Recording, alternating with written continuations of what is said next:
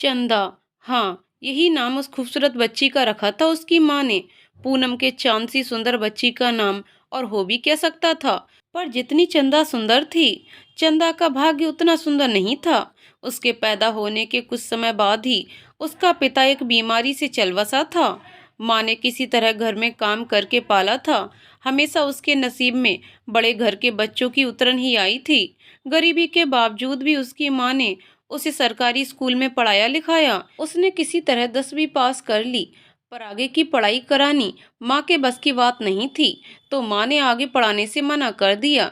चंदा ने कहा, माँ, मेरे 10वीं में अच्छे नंबर आए हैं, मुझे आगे पढ़ने दो। उसकी माँ ने कहा, बेटी, अब मुझसे ज्यादा काम नहीं होता, तेरी फीस किताबों के पैसे कहाँ से लाऊंगी। चंदा ने कहा, माँ, मैं भी आपके साथ में काम में हाथ बटाऊंगी। माँ राजी हो गई इस बात पर। अगले दिन से चंदा भी काम पर जाने लगी। दिन में माँ के साथ साथ काम करने जाती और रात को पढ़ती। कुछ और घर पकड़ लिए। अब वे दोनों अलग अलग जाने लगीं।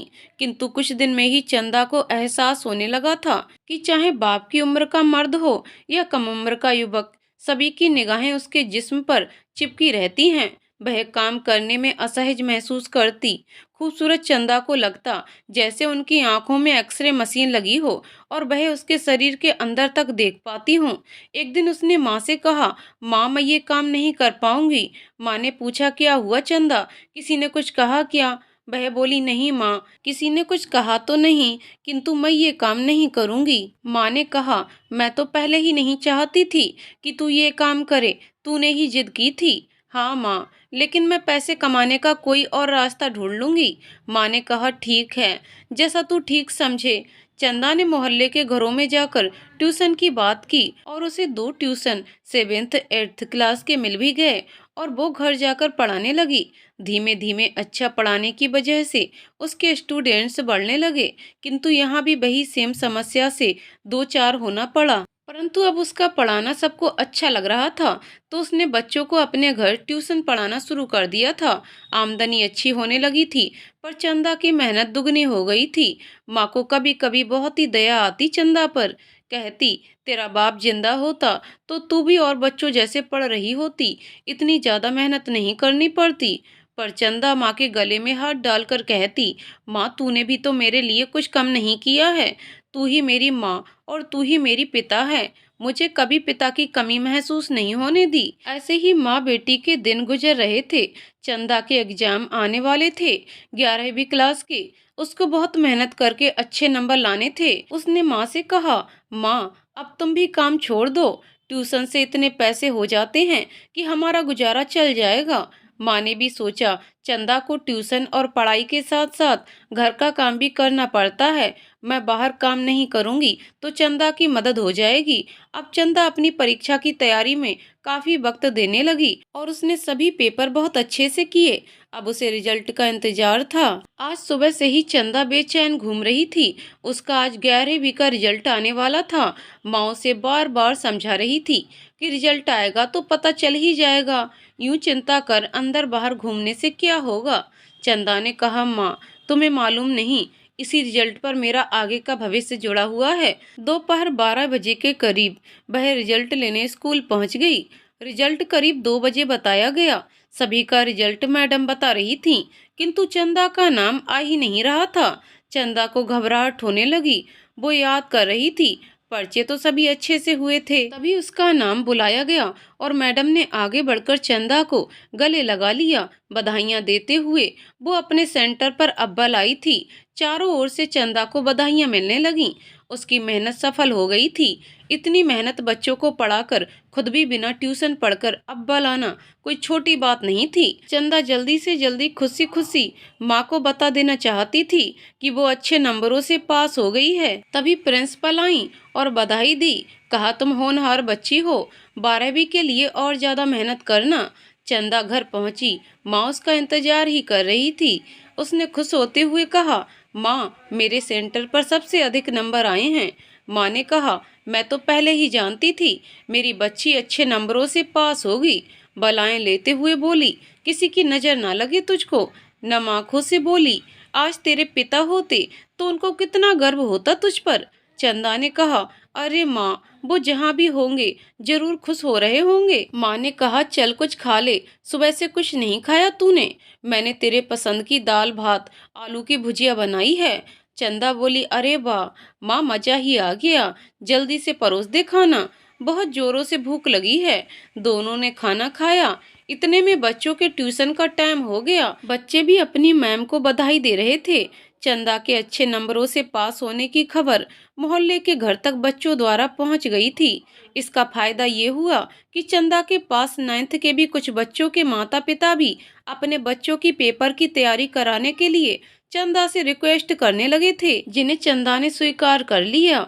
अब चंदा के कंधे पर और भी ज्यादा बोझ आ गया था, खुद की भी पढ़ाई और बच्चों की भी जिम्मेदारी। पैसा तो अच्छा खासा मिल रहा था।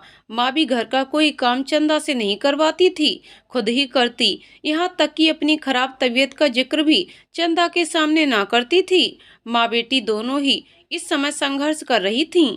माँ चाहती थी कि बेटी पढ़ लिख कर बड़ी अफसर बन जाए, उसके बाद मौज ही मौज हो जाएगी। पर तकदीर हमारे बस में कहाँ होती है। साल कब गुजर गया और 12वीं के पेपर भी नजदीक आ गए। अब तो न चंदा को खाने का होश था, न किसी और चीज का। बस इस समय वह अपने पेपरों की तैयारी में जुटी हुई थी। माँ की तरफ भी उसका ध्यान नहीं गया कि माँ पहले से थकी थकी लग रही है। उसके सर पर 12वीं में पहले से भी अच्छे नंबर लाने का जुनून सवार था। पेपर हुए, चंदा को सभी पर्चे आसान लगे और बहुत अच्छी तरह से हो गए उसके पर्चे। उसके बाद ही चंदा का ध्यान एक दिन माँ की तरफ गया। उसने माँ से पूछा, माँ तुम्हारी तबीयत खराब है क्या? माँ ने कहा, नहीं, मुझे क्या हुआ है, भली चंगी तो हूँ। तो चंदा को लगा उसे ही वहम हो रहा है। चंदा को माँ कुछ थकी थकी सी लग रही थी, तो उसने माँ से पूछा, माँ तबीयत ठीक नहीं है क्या? बड़ी थकी थकी सी लग रही हो, मेरे पेपर की वजह से मैं ध्यान नहीं दे पाई। माँ ने कहा, नहीं ऐसी तो कोई बात नहीं है। अपनी तबीयत खराब की बात माँ छिपा गई, लेकिन एक दिन उसके पेट में असह्य दर्द होने लगा। तब चंदा ने कहा, माँ ये कब से हो रहा है, मुझसे छुपाती आ रही हो ना? तब उसने कहा, नहीं ऐसी बात नहीं है, हल्का हल्का दर्द रहता है, आज ही तेज हुआ है, कुछ दवाई ले लूंगी तो ठीक हो जाएगा, तू चिंता मत कर। चंदा पड़ोस के डॉक्टर से दवाई दिलवा लाई। कुछ दिन सही बीत गए। चंदा भी 12वीं के बाद क्या करना है इसके प्लान बनाने व देखने में जुट गई। अभी रिजल्ट नहीं आया था, किंतु बहुत सी जगह रिजल्ट आने से पहले ही फॉर्म भरने होते हैं। उसी तैयारी में चंदा व्यस्त हो गई। बच्चों के ट्यूशन तो चल ही रहे थे, लेकिन अब माँ के पेट में रह कर जल्दी जल्दी दर्द उठने लगा था।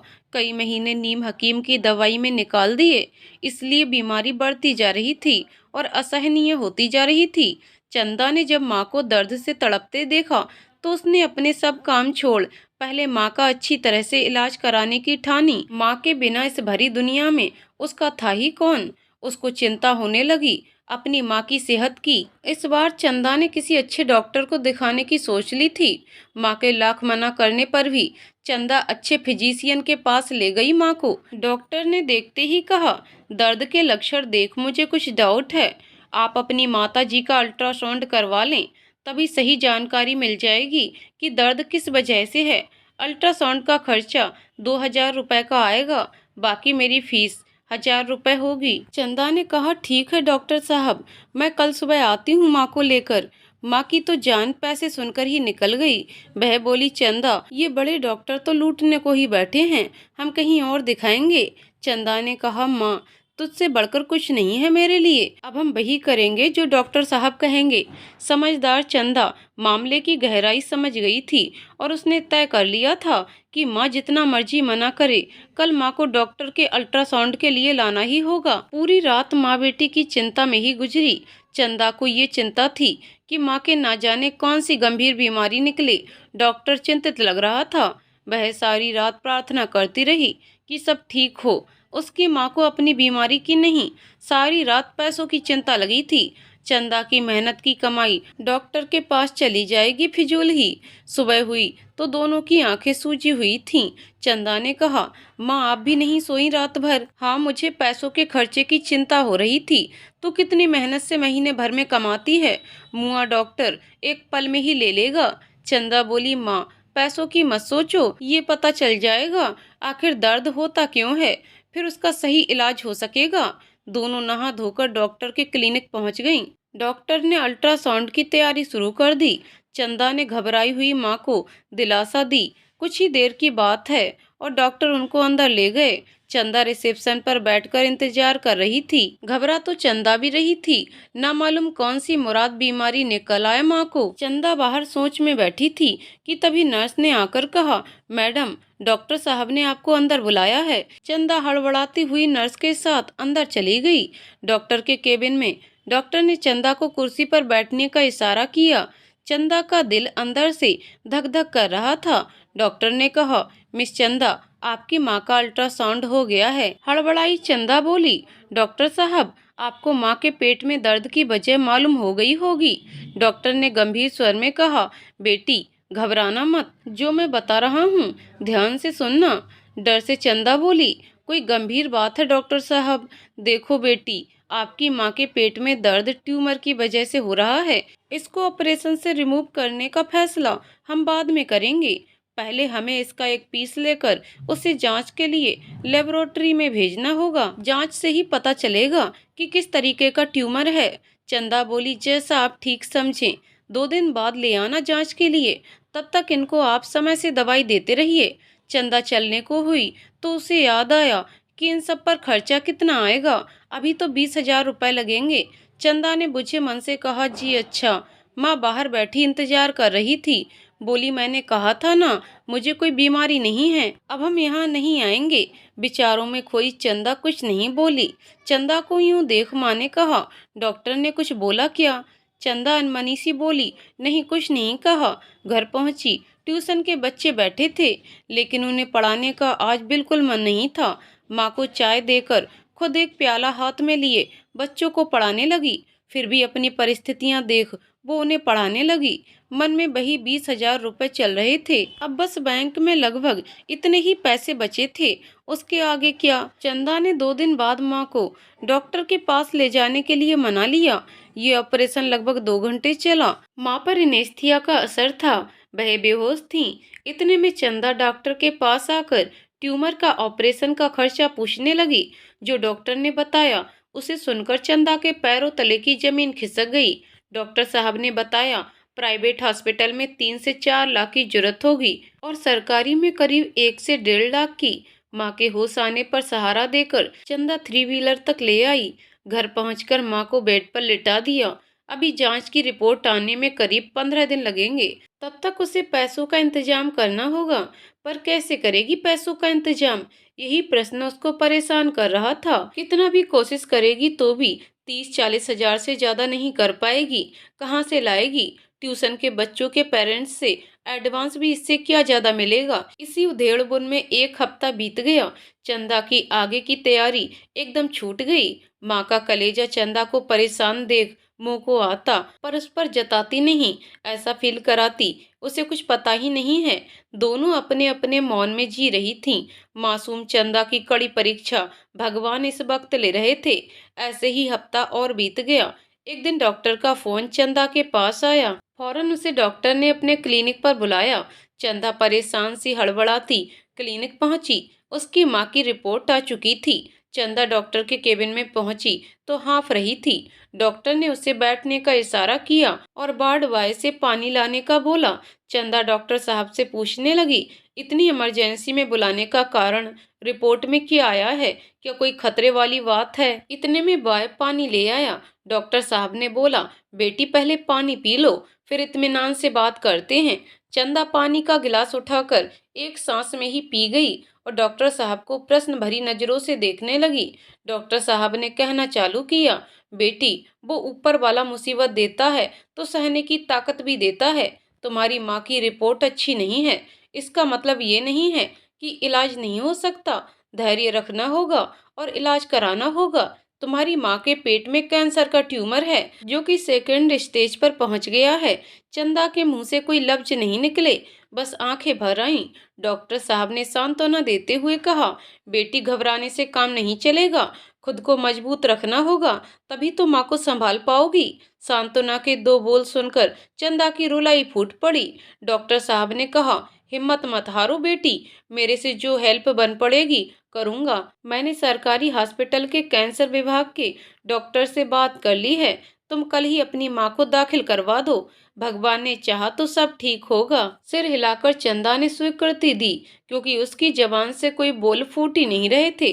पहले ही ऑपरेशन के खर्चे से परेशान थी, अब ये कैंसर भी, जिसके नाम से ही अच्छे अच्छों की आत्मा कांप जाती है। डॉक्टर साहब ने कहा, अभी जांचें चलेंगी हॉस्पिटल में, तब तक पैसों का इंतजाम कर लेना तुम। चंदा ने धीमे से कहा, जी डॉक्टर साहब, और वहां से उठकर घर की ओर चल दी। चंदा को लग रहा था जैसे उसके पैर बजनी हो गए हों, उससे चला ही नहीं जा रहा था। हाथ देकर उसने थ्री व्हीलर रोका और बैठ गई। घर पहुंची तो माँ इंतजार कर रही थी। बोली, क्या बताया डॉक्टर ने?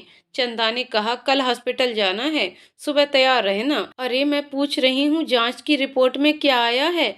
कुछ जोर से बोलती हुई माँ ने कहा। चंदा बोली, वही ट्यूमर का इलाज होगा।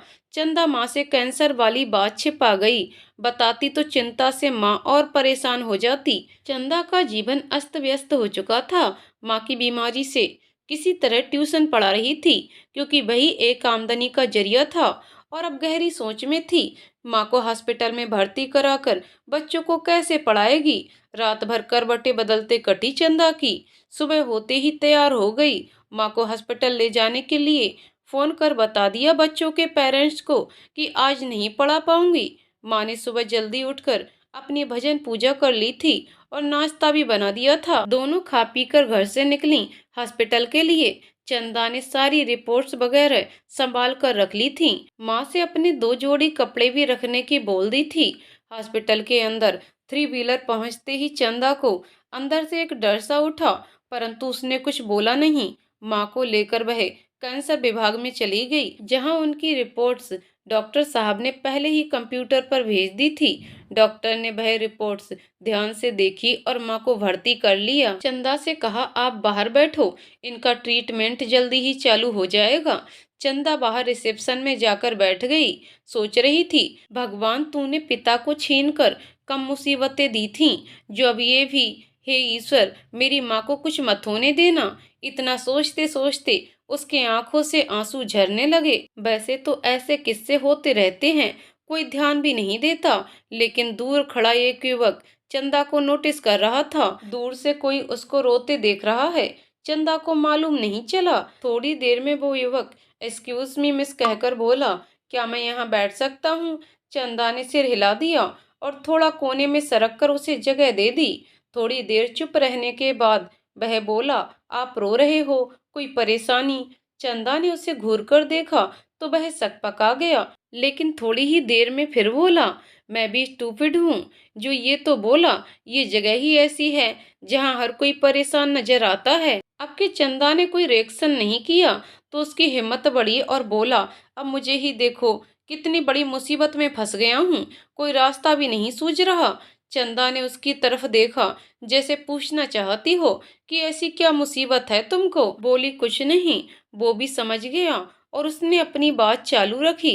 हॉस्पिटल में मेरी 70 वर्षीय दादी को एडमिट किया है, जिन्हें कल मेजर हार्ट अटैक पड़ गया था। चंदा के मुंह से निकला, अब कैसी हैं वो? हाँ, अभी उनकी हालत स्टेबल है। समस्या ये नहीं है, समस्या ये है कि मुझे जरूरी काम से अमेरिका जाना है, लेकिन यहाँ मेरे अलावा उनकी देखभाल करने वाला कोई नहीं है। चंदा ने कहा, दादी से भी जरूरी काम है क्या? जरूरी तो है, पर दादी से जरूरी कुछ भी नहीं। आपका यहाँ कौन एडमिट है? अचानक चंदा को बात करते देख उसने पूछ लिया। चंदा अब तक उससे सहज हो गई थी, सो बोली, मेरी माँ है जो कैंसर की सेकंड स्टेज पर हैं। उसने अफसोस जताते हुए कहा, आपको हिम्मत से काम लेना पड़ेगा, हौसला रखना होगा। चंदा ने सर हिलाकर जवाब दिया। कुछ देर बाद वह उठकर चला गया और चंदा ने देखा, थोड़ी ही देर बाद वह चाय के 2 कप लेकर चला आ रहा था। एक चंदा की ओर बढ़ा दिया, जिसकी उसको इस वक्त बहुत जरूरत थी, लेकिन फॉर्मेलिटी बस बोली, नो थैंक्स। लड़का बोला, कोई नहीं, पी लो, फिर किसी दिन तुम पिला देना, हिसाब बराबर हो जाएगा। उदासी में भी चंदा के चेहरे पर मुस्कुराहट तिर गई। थैंक्स बोल उसने चाय ले ली। तभी उसे नर्स ढूंढती आई और बुलाकर ले गई। चंदा ने चाय खत्म की और इंतजार करने लगी कि डॉक्टर्स उसे बुलाकर कुछ बताएं। कुछ देर बाद वार्ड बॉय ने आकर कहा, आपको डॉक्टर साहब ने अंदर बुलाया है। चंदा लपकती हुई अंदर पहुंची तो डॉक्टर ने बैठने का इशारा किया। सारी बीमारी की स्थिति की गंभीरता से चंदा को अवगत कराया। कहा, आपकी माँ को हॉस्पिटल में एडमिट कर लिया गया है, आप घर जा सकती हैं। अब से ये हमारी जिम्मेदारी है। लंबा इलाज चलेगा, जब बाद में ऑपरेशन होगा जिसके खर्चे के बारे में डॉक्टर साहब ने बता दिया होगा, जो कि प्राइवेट हॉस्पिटल से चौथाई ही लगेगा।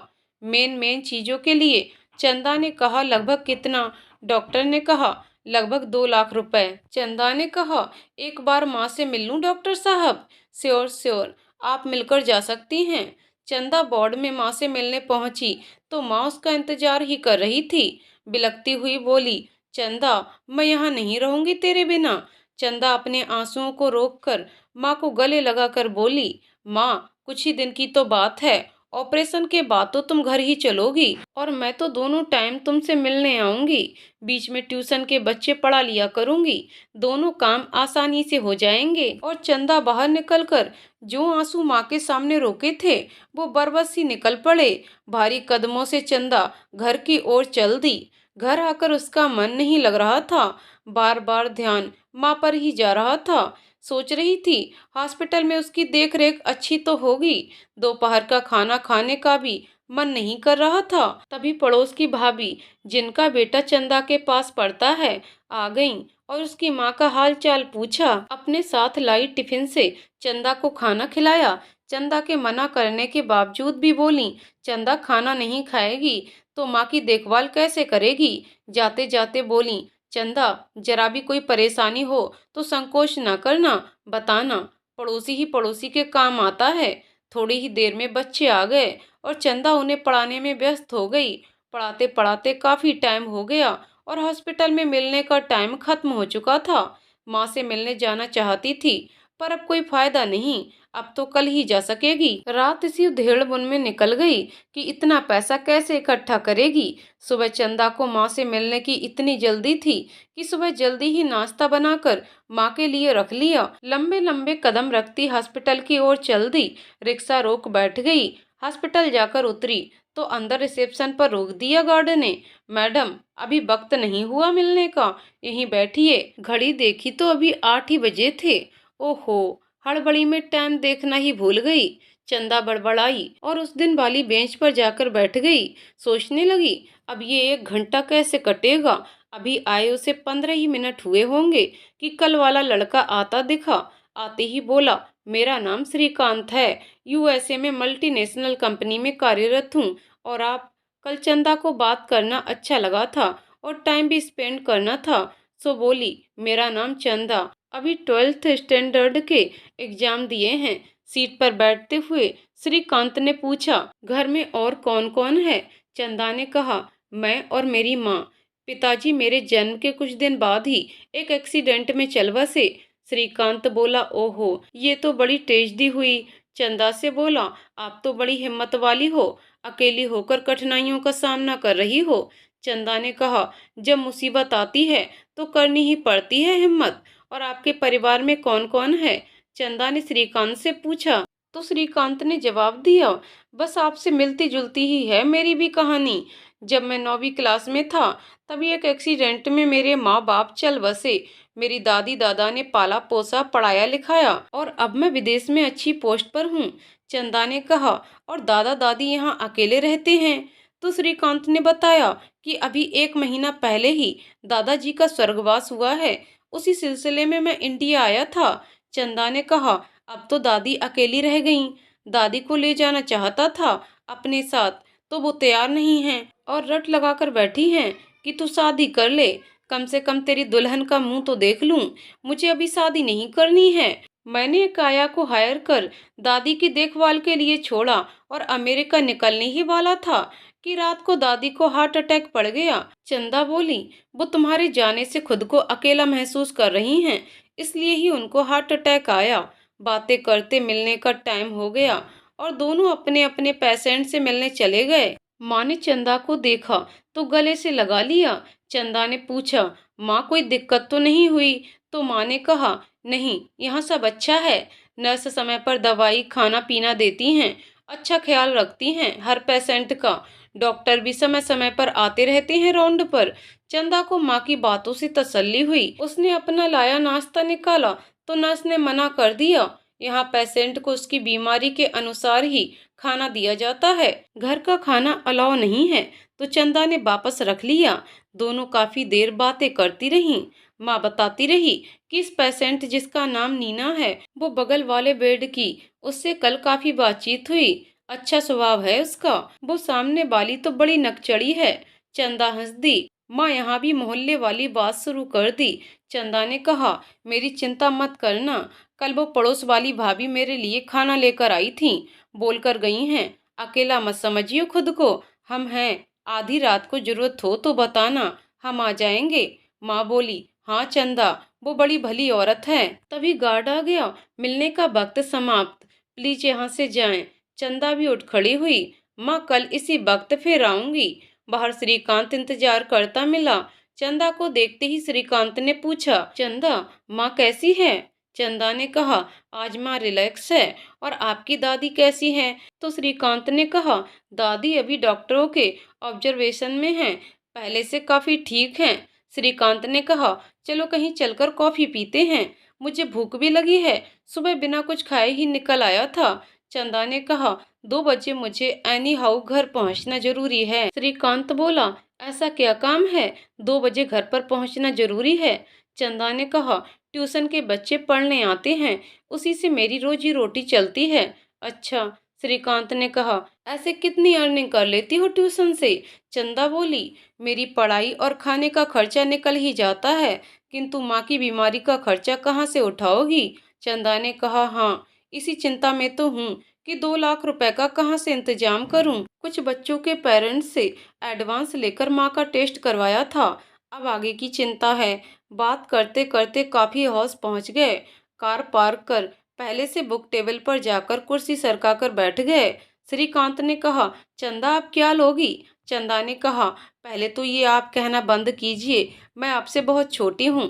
श्रीकांत ने कहा, अच्छा बाबा, आपसे तुम ही कहूँगा। श्रीकांत ने कहा, कुछ तो लेना ही होगा तुम्हें, कॉफी के साथ कुछ तो ले लो। चंदा ने कहा, आप जो खाएंगे वही खा लूंगी। बैरा आया तो श्रीकांत ने 2 कॉफी और डोसे का ऑर्डर दे दिया। बातों का सिलसिला फिर चालू हो गया। चंदा ने पूछा, दादी से आपकी बात हुई हार्ट अटैक के बाद? श्रीकांत ने कहा, हाँ, बहुत कम समय के लिए, डॉक्टर्स ने अभी ज्यादा बात करने को मना किया है। चंदा कहने लगी, जब अपने हॉस्पिटल में एडमिट हो तो हमारा मन भी कहाँ घर में लगता है। फिर भी माँ आज खुश दिखी तो मन को तसल्ली मिली। श्रीकांत ने कहा, सच कहा, जब अपने खुश हों तो हम भी खुश रह पाते हैं। इतने में बैरा खाना लेकर आया और दोनों चुप हो गए। डोसा खा चुके तो कॉफी ले आया बैरा। इतने में खाते पीते चंदा के घर जाने का वक्त हो चुका था। वह बोली, श्रीकांत जी, अब मुझे चलना चाहिए, डोसे और कॉफी के लिए थैंक्स।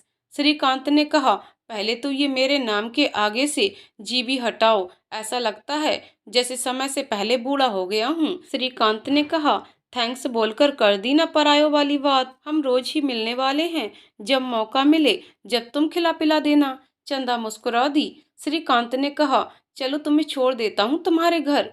चंदा ने कहा, नहीं, मैं रिक्शे से चली जाऊंगी, आप छोड़ने जाएंगे तो मोहल्ले वाले खामा ही बात बनाएंगे, माँ भी घर पर नहीं है। चलो ठीक है, जैसा तुम ठीक समझो। चंदा रिक्शे में बैठकर घर चली गई। चंदा को भी श्रीकांत का साथ बहाने लगा था। घर पहुंचते ही थोड़ी देर में ही ट्यूशन के बच्चे आ गए। चंदा व्यस्त हो गई। रात को खा पीकर जब बिस्तर पर गई तो बरबसी श्रीकांत की बातें याद आने लगीं और लेटे लेटे वह मुस्कुराने लगी। उधर श्रीकांत भी घर पहुंचा। आज उसका मन किसी उधेड़बुन में था। तेजी से उसके दिमाग में कोई तो प्लान चल रहा था। सारी रात उसकी करवटें बदलते कटी। सुबह जल्दी नहा धोकर तैयार होकर श्रीकांत हॉस्पिटल पहुंच गया और बेचैनी से चंदा का इंतजार करने लगा। आज चंदा आराम से उठी, नहाई, फिर नाश्ता बनाया। गुनगुनाते हुए उसने सभी काम किए। आज उसके मन को तसल्ली सी थी कि उसको भी कोई ऐसा मिल गया है जिससे अपना सुख दुख बांट सकती है। चंदा आज कई दिन बाद रिलैक्स होकर सोई और आराम से अपना काम निपटाकर देर से हॉस्पिटल पहुंची। 9 बज चुके थे, मिलने का टाइम हो चुका था, सो सीधे माँ के पास पहुंची। श्रीकांत भी इंतजार कर दादी से मिलने पहुंचा। आज दादी बिल्कुल ठीक थीं। उन्होंने श्रीकांत से बात भी की। वह कह रही थीं, तू शादी कर ले, मैं बहू का मुंह देखकर ही मरना चाहती हूँ, और अब जिंदगी का कोई पता नहीं कब ईश्वर के घर का बुलावा आ जाए। डॉक्टरों का भी यही कहना था कि अब की बार इन्हें दिल का दौरा पड़ा तो इनका बचना मुश्किल होगा। ये सुन श्रीकांत दादी से वादा कराया कि घर चलोगी तब मैं तुम्हें तुम्हारी होने वाली बहू से मिलवाऊंगा। दादी ये सुनकर खुश हो गईं। बोली, सच? श्रीकांत हंसकर बोला, मुझ। दादी चपत लगाती बोली, शैतान, मजाक करने की तेरी आदत नहीं गई। उधर चंदा माँ के रूम में पहुंची तो माँ आंख बंद किए लेटी थी। चंदा ने नर्स से फुसफुसाते हुए पूछा, माँ की तबीयत ठीक है, सो रही हैं क्या? नर्स ने कहा, नहीं, कल रात आपकी माँ को बहुत दर्द उठा था, आज उनकी तबीयत ठीक नहीं है, दवाई दी है, उसी की वजह से आराम कर रही हैं। माँ के कानों में चंदा की आवाज गई तो झट से अपनी आंखें खोल लीं। चंदा माँ के गले लग गई। माँ ने भी कसकर चंदा को गले लगा लिया। तभी नर्स बोली, मरीज से दूर बैठिए आप। चंदा पास पड़े स्टूल पर बैठ गई। पूछने लगी, माँ तकलीफ अब भी है? माँ ने सूनी नजरों से देखते हुए सिर हिला दिया, जैसे बोलने में तकलीफ हो रही हो। जितनी चंदा आज खुश थी उतनी ही चिंता में पड़ गई और थोड़ी देर बाद माँ का सर सहलाती रही। माँ भी बिना कुछ बोले आंखें बंद किए लेटी रही। चंदा को माँ की तकलीफ का अंदाजा हो रहा था। उसे महसूस कर उसकी आंखों में आंसू आ गए, जिन्हें चंदा ने आंखों ही में रोक लिया। मिलने का टाइम खत्म होते ही चंदा डॉक्टर से मिलने उसके केबिन में चली गई। डॉक्टर ने बैठने का इशारा करते हुए कहा, चंदा जी, आपकी माँ की हालत ठीक नहीं है, हो सकता है ऑपरेशन जल्दी ही करना पड़े।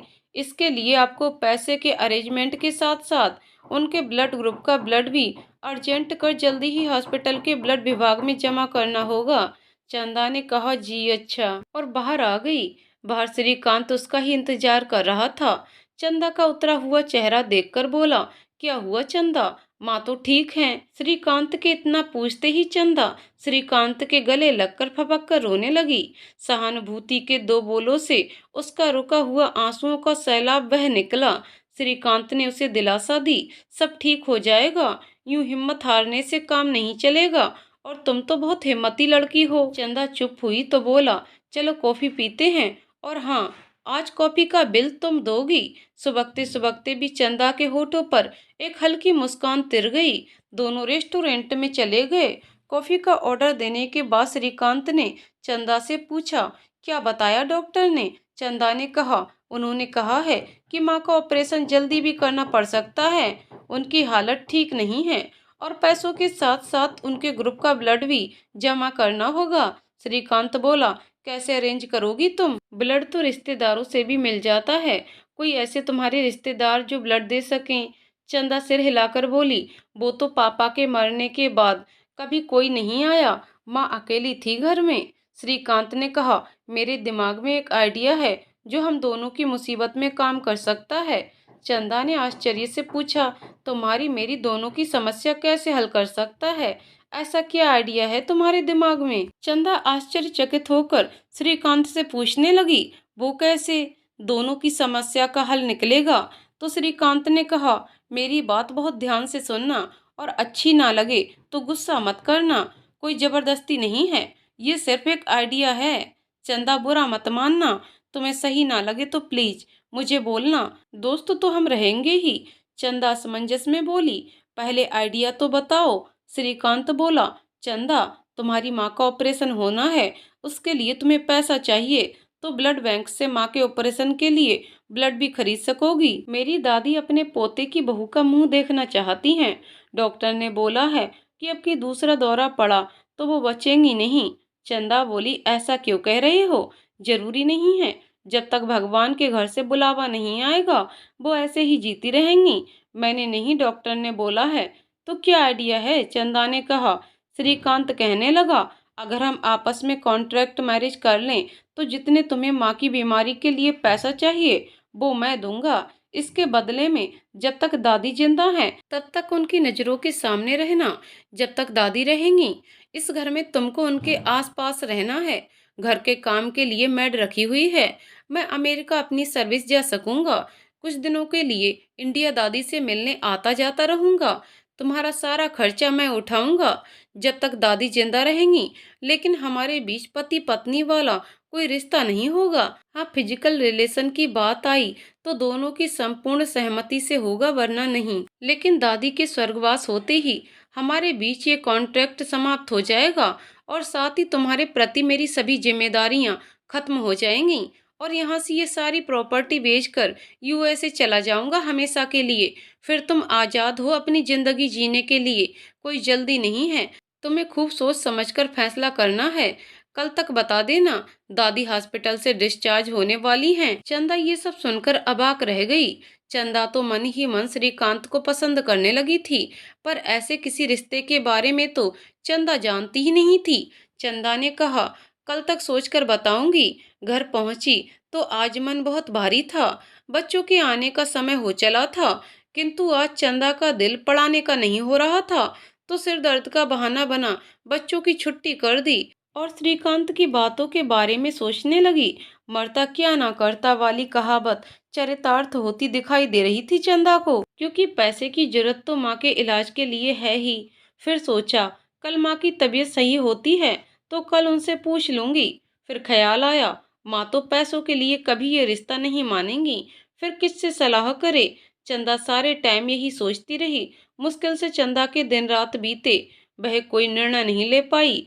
हॉस्पिटल जल्दी ही पहुंच गई, किंतु आज अब तक श्रीकांत नहीं आया था। वह रिसेप्शन पर इंतजार करती रही। जैसे ही मिलने का टाइम हुआ वो फौरन माँ के कमरे में पहुंची तो माँ कमरे में नहीं थी। चंदा की तो जान ही निकल गई। नर्स से बात की तो उसने बताया कि 9 नंबर बेड का पेशेंट किसी थेरेपी के लिए ले जाया गया है। चंदा की जान में जान आ गई। चंदा ने नर्स से पूछा, पेशेंट की तबीयत कैसी थी। आज तो नर्स ने बताया अच्छी नहीं थी। उन्होंने बताया रात को पेशेंट को ब्लड की वॉमिटिंग हुई थी। क्या? चंदा का मुंह खुला का खुला रह गया और वो सर पर हाथ रखकर वहीं बैठ गई। नर्स ने कहा, जब पेशेंट को यहाँ शिफ्ट करेंगे तभी आपको बुला लेंगे। अभी आप बाहर बैठो। चंदा जैसे तैसे उठी और बाहर निकल गई, लेकिन उसका सर घूम रहा था। गिरने ही वाली थी कि श्रीकांत ने लपक कर संभाल लिया। चंदा निढाल सी पड़ी रही। श्रीकांत ने पूछा, क्या हुआ चंदा? तुम्हारी तबीयत तो ठीक है। चंदा के आंखों में आंसू थे। वो बोली, माँ को रात खून की उल्टियाँ हुई थीं। अभी अपने बेड पर नहीं हैं, थेरेपी के लिए ले गए हैं। श्रीकांत ने कहा, तुम घबराओ नहीं, वह डॉक्टर्स की देख रेख में हैं, उन्हें कुछ नहीं होगा, तुम चिंता मत करो। चंदा की बड़ी बड़ी आंखों से आंसू लुढ़क गए। वह बोली, श्रीकांत, मेरी माँ के बिना मेरा दुनिया में कोई नहीं है। अगर उन्हें कुछ हो गया तो मैं कैसे जीऊंगी। श्रीकांत ने समझाते हुए कहा, सब ठीक होगा, हौसला रखो। थोड़ी ही देर बाद नर्स ने आकर कहा, अब आप पेशेंट से मिल सकती हैं। चंदा लगभग भागते हुए अंदर गई। पीछे पीछे श्रीकांत भी। माँ चंदा का ही इंतजार कर रही थी। उसे देखते ही फीकी सी हंसी उसके चेहरे पर आ गई। चंदा ने पूछा, माँ आप कैसी हो? नर्स ने बताया, रात आपकी तबीयत ठीक नहीं थी। तो उन्होंने कहा, अच्छी हूँ, बीमारी में तो ये सब चलता रहता है, तू चिंता मत कर। पीछे खड़े श्रीकांत को देख माँ ने कहा, ये कौन है? चंदा ने कहा, ये श्रीकांत हैं। इनकी दादी को हार्ट अटैक पड़ा था, अब ठीक हैं। ये उन्हीं की देखभाल के लिए यहाँ आते हैं। माँ ने कहा, ईश्वर जल्दी ठीक करे इनकी दादी को। श्रीकांत से बोली, बेटा अच्छा है तुम चंदा के साथ हो, लेकिन ये जल्दी घबरा जाती है। श्रीकांत ने आगे बढ़कर माँ के पैर छू लिए।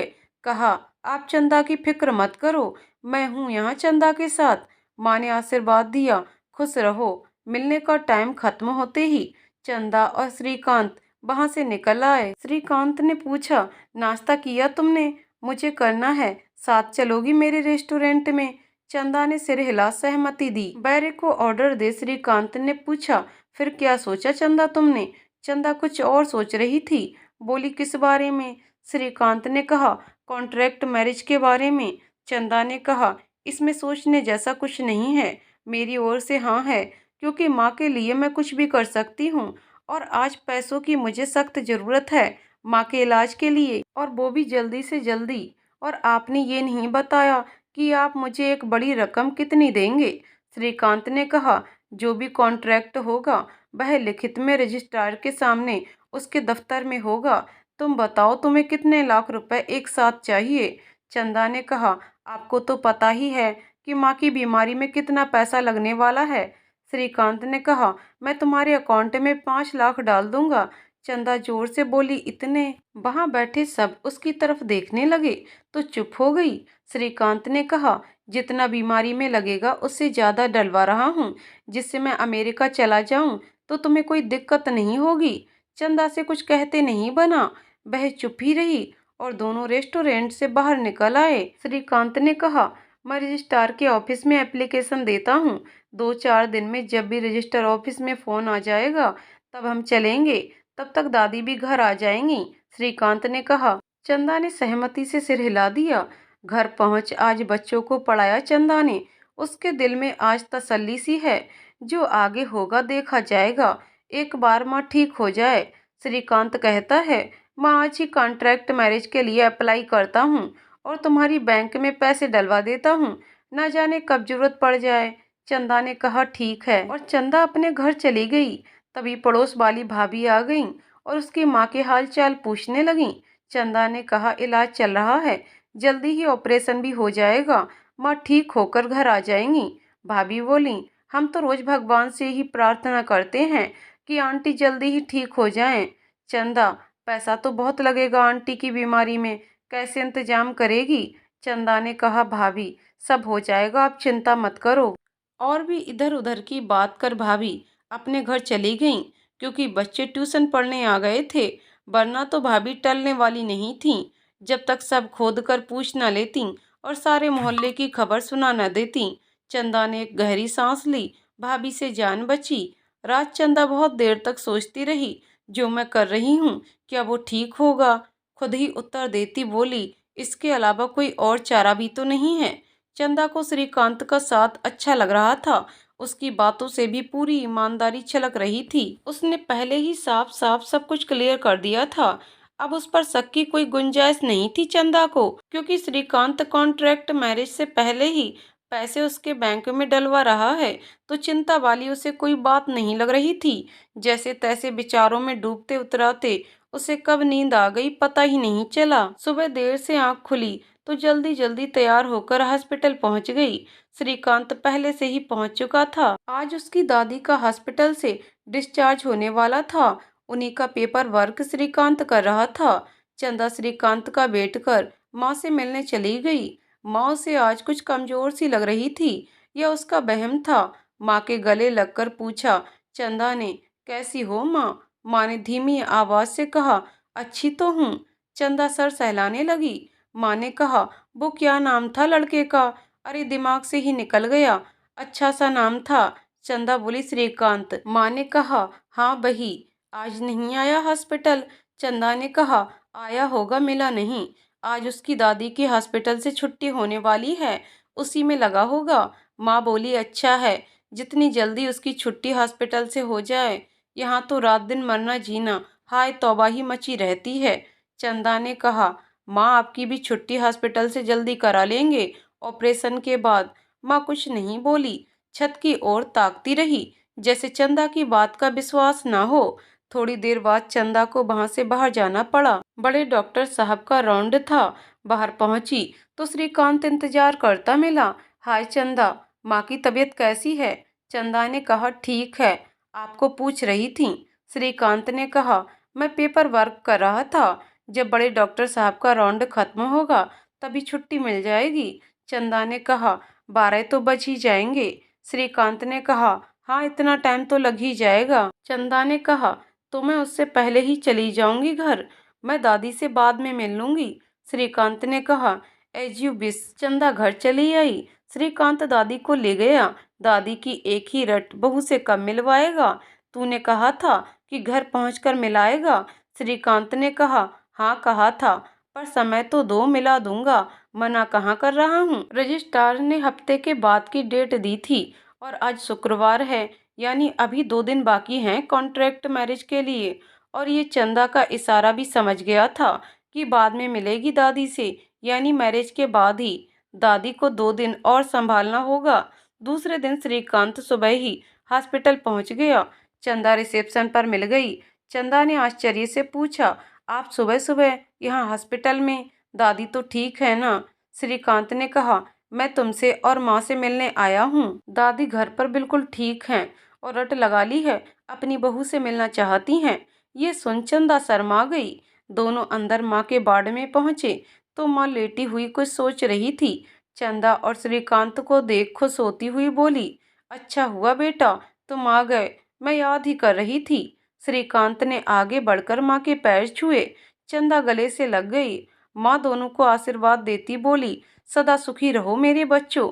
बेटा जब से तुम चंदा से मिले हो, मेरी चिंता इसकी तरफ से खत्म हो गई है कि ये अकेली नहीं है, तुम साथ हो इसके। श्रीकांत ने कहा, आप चंदा की चिंता बिल्कुल छोड़कर अपने स्वास्थ्य पर ध्यान दो और जल्दी ठीक होकर घर चलो। माँ ने कहा, हाँ चाहती तो यही हूँ, और ईश्वर की मर्जी वो क्या चाहता है, उसकी मर्जी के बिना कुछ नहीं होता है। चंदा बोली, माँ उसकी भी यही मर्जी होगी कि तुम अपनी चंदा के पास जल्दी वापस आ जाओ। मिलने का टाइम खत्म हुआ तो दोनों बाहर आए तो श्रीकांत ने कहा, चलो आज तुम्हारे लिए कुछ कपड़े खरीदते हैं। चंदा ने पूछा, क्यों? मेरे पास तो कपड़े हैं। श्रीकांत ने कहा, परसों हमारी मैरिज है, कॉन्ट्रैक्ट है तो क्या, दादी के सामने तो ट्रेडिशनल बहू बनकर ही जाना होगा, तो साड़ी कुछ जेवर तो खरीदने ही होंगे। चंदा ने कहा, हाँ उनके लिए तो पूरा नाटक ही करना होगा। श्रीकांत ने एक बड़ी शॉप के सामने कार रोकी तो चंदा ने कहा, इतनी बड़ी दुकान से बहुत महंगा होगा। श्रीकांत ने कहा, वो मेरा काम है, तुम सिर्फ अपनी पसंद के कपड़े खरीद लो, 2-4 जोड़ी जो दादी के सामने पहन सको। चंदा ने कहा, ठीक है जैसा आप कहो। कपड़े खरीदने के बाद चंदा घर चली गई। काफी देर हो चुकी थी, बच्चे आ चुके थे। चंदा ने जल्दी से एक शावर लिया, कपड़े चेंज कर आई, क्योंकि वह हॉस्पिटल से आते ही बिना नहाए बच्चों के संपर्क में नहीं आ सकती थी। जब बच्चे जा चुके तो माँ की सहेली माँ की राजी खुशी लेने आ गई। चंदा ने नमस्ते कर उन्हें सम्मान से बिठाया, चाय बनाई और आ बैठी उनके पास। उन्होंने प्यार से उसकी पीठ पर हाथ फेरते हुए कहा, चंदा तेरी माँ बड़ी किस्मत वाली है जो तुझ जैसी बेटी मिली। बेटी तू बड़ी ही हिम्मत वाली है, सब अकेले ही झेल रही है। चंदा ने कहा, अकेली कहाँ, आप सबका साथ भी तो है मुझे। मेरी माँ की राजी खुशी पूछती रहती हो। आंटी इससे भी बहुत हिम्मत मिलती है। आंटी आशीर्वाद देती बोली, ईश्वर करे जल्दी ही तेरी माँ ठीक होकर घर आ जाए। उनके जाने के बाद चंदा सोचने लगी, कितना स्नेह रखती हैं आंटी मुझ पर और माँ पर, लेकिन इन्हें मेरी कॉन्ट्रैक्ट मैरिज का पता चलेगा तो क्या सोचेंगी मेरे बारे में। फिर बेचारों को झटक कर सोने चली गई। किंतु इन बेचारों से इतनी जल्दी पीछा कहाँ छूटता है। चंदा की पूरी रात यूं ही चिंता में निकल गई।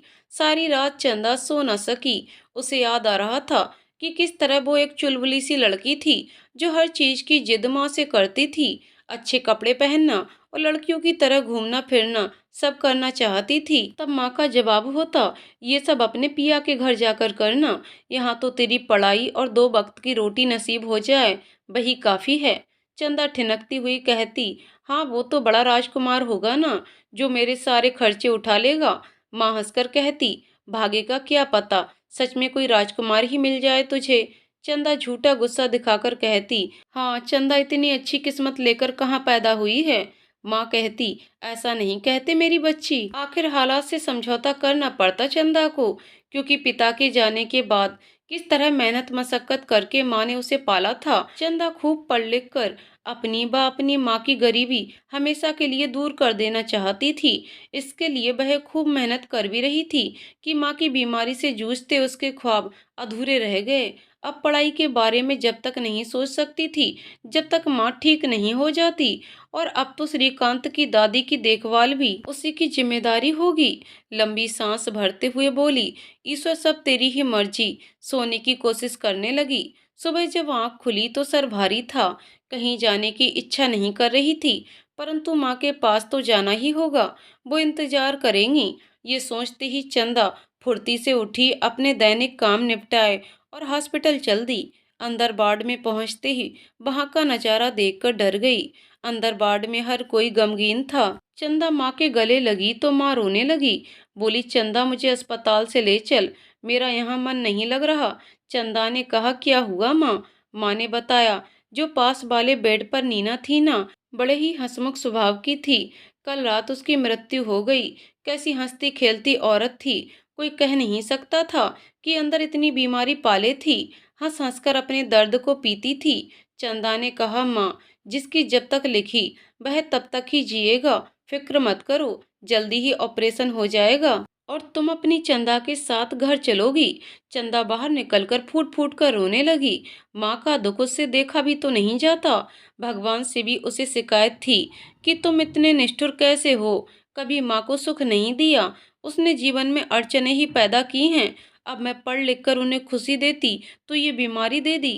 अकेली बैठी अभी चंदा रोते हुए यही सोच रही थी कि श्रीकांत आ गया। उसका मूड देखकर कहने लगा, चंदा फिक्र मत करो, जो तुम्हारे हाथ में नहीं है उस चीज की फिक्र करने से भी लाभ नहीं होगा। और तुम माँ के लिए इतना बड़ा सेक्रीफाइस कर रही हो मेरे साथ कॉन्ट्रैक्ट मैरिज करके, ये कोई छोटी बात नहीं है। चिंता नहीं करो, सब अच्छा होगा। श्रीकांत की बातों से चंदा को कुछ तसल्ली मिली। श्रीकांत बोला, आज तो संडे है, ट्यूशन की छुट्टी होगी। चंदा ने कहा, हाँ बच्चों की आज छुट्टी है। श्रीकांत बोला, एक अच्छी मूवी लगी है, तुम्हारा मूड हो तो चलें। चंदा बोली, माँ हॉस्पिटल में है, मेरा मूवी जाना अच्छा लगेगा क्या?